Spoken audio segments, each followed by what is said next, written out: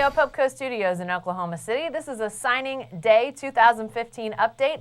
I'm Jenny Carlson. Kyle Fredrickson joins us on the phone to talk about Oklahoma State and their signees today. Kyle, as we talk, it's a little bit before 9 o'clock, but almost all of Oklahoma State's signing class is in, including a name that wasn't previously committed to the Cowboys, that being Marcus Keys, an offensive lineman from Port Allen, Louisiana. What do we know about him and his flip, and how important it is to the Cowboys?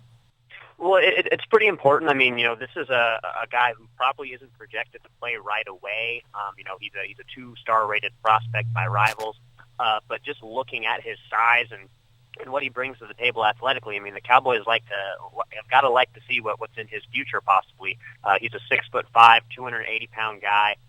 Watching some of his highlight film, he's a guy who can kind of get out in space on some screen plays, and be athletic enough to block some of those cornerbacks and safeties. So the Cowboys like that a lot. And, this was a guy who was on OSU's radar just over, I think, the past week, with the decommitment of Josh Jones from Bush, Texas, another offensive tackle. The Cowboys were scrambling a little bit to sign some other players. And Keys was a guy who, had told some media in Louisiana that he was actually going to hold off on signing until he took his official visit to OSU. But it looks like now he's just going to go ahead and sign before he comes out here, with an opportunity to play at a Big 12 school. A 6'5" guy, 280 is what he's listed at, so definitely has some size, but I'm sure Rob Glass will get his hands on him and even add a little bit more. Kyle, let's talk about a position that has been most talked about in this signing period, and that being running back. Chris Carson, a late flip earlier this week as he changed his commitment from Georgia to OSU. He is signed and in, and he is coming to Stillwater. What kind of impact could he have on the Cowboys in this coming season? Well, I mean, I think the coaches are hopeful that it'll be a very serious one right away. He's a guy, 6'1", 210 pounds, brings a kind of more of a power back to the Cowboys running back corps, alongside a few smaller, shiftier guys in Rennie Childs and Sione Pelele. So, there was definitely a little bit of mystery as far as where Chris Carson from Butler Community College was going to land.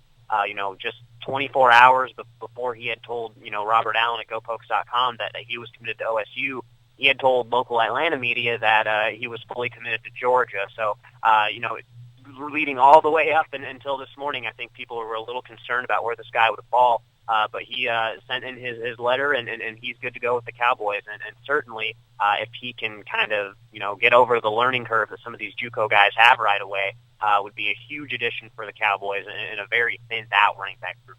Well, it looks like to me, Kyle, as we talk right now before 9 o'clock, the Cowboys on their commitment list only missing 2 guys, 2 offensive linemen yet to sign, but one of them in California, so maybe the early hour keeps him from signing just yet. Another guy out in Pennsylvania who has not sent a letter just yet. But he's also in L.A. at junior college, so maybe, again, just the hour of the day. Those guys not yet sending letters in. But Mike Gundy will have a press conference here in just a little bit to talk about the signing class.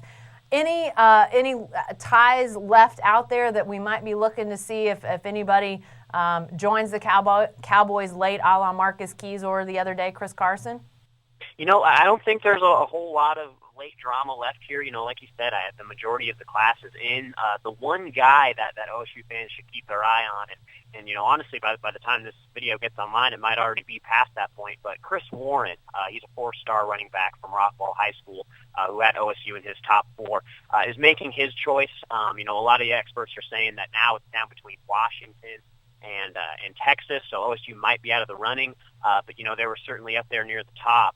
But even if the Cowboys are unable to sign Warren, with the addition of Chris Carson, I don't think there should be too much concern there. But he'll be making his decision soon. But like you had mentioned, pretty much everyone is in, and not too many surprises at this point, other than Keys. But the Cowboys certainly have to be happy with the crop of guys they have coming in, especially considering they returned so much depth actually this season. All right, be sure to follow Kyle on Twitter, and later today he'll be joining our live signing day chat at newsok.com/live, and you can ask him all sorts of Cowboy-related questions. Be sure to stay with the best coverage team anywhere at newsok.com and every day in the Oklahoman.